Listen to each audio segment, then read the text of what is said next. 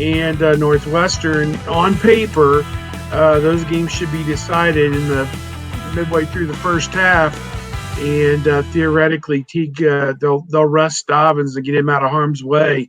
Teague could get 15 or 20 carries in each of those games, go over 100 yards in maybe 2 of those 3 games. Maybe Maryland gives them a little better game, but Rutgers and Northwestern right now are scraping the bottom of the barrel in the Power 5 conferences. I mean, Northwestern, just to put that one to bed, they're in the bottom 5 nationally out of 130 teams.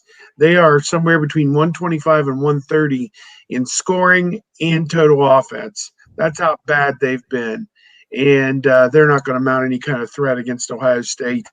And I told people before the season, I knew their schedule was so difficult in this stretch. Mm-hmm. I just wondered if they might be 2-3 or 2-4, whatever. When Ohio State came to town, it turns out they're going to be 1-4, and it's pretty ugly right now at Northwestern.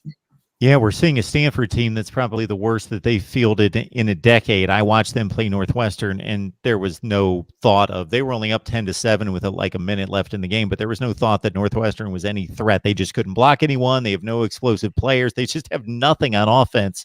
Saw them play Wisconsin a couple weeks ago, and they inexplicably, just out of Northwestern grit and guile and gamesmanship, made a 24-3 game, what should have been a 24-17 game. I don't know why Pat Fitzgerald was going for 2 and putting them in a hole that made it 24-15. They could have been within a touchdown, but they somehow just, again, out of Northwestern resourcefulness, got back into the game. But that was brutal to watch too. Yeah, they just have nothing on offense and can't. They have their typically just lack of explosiveness, but now they don't have an offensive line to give their quarterback any time to do anything. It's I don't know how they're going to gain any kind of yardage against this defense. That's your head coach right there, Mark. That is my head coach. Making these crazy calls. Well, he was making I can't defend that in any way. I don't know what he was thinking. And then he had defense for it. Just, we had a good play or whatever he said. But we rarely look at the offensive line unless they're getting beat, but they've been dominant. And David Green Shield mentions the interior of the line being an upgrade. Definitely. And this was something that we had talked about on my podcast, that it was expected because of, if you talked to Greg Studrauer last year about Josh Myers, he raved about him and his toughness and how smart he was. So you expected this. And then you bring in Wyatt Davis, who played last year in the Rose Bowl in the Big Ten championship game. And you bring in Jonah Jackson. If you watch any of his highlights from last year, he's just a mean guy. He's a nasty guy on the field. You've seen that this year where he's had some holding calls from maybe blocking a little bit too long or, putting somebody in the ground too long. Those guys have the right makeup for what it takes to run in the Big Ten. And I'm not sure that really what they had last year with Michael Jordan and Demetrius Knox and Malcolm Pridgeon was really, I don't think they were mean enough, tough enough, nasty enough. I don't want to say they weren't tough enough.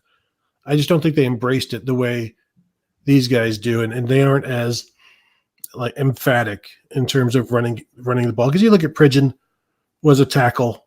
You look at Michael Jordan, came to Ohio State as a tackle.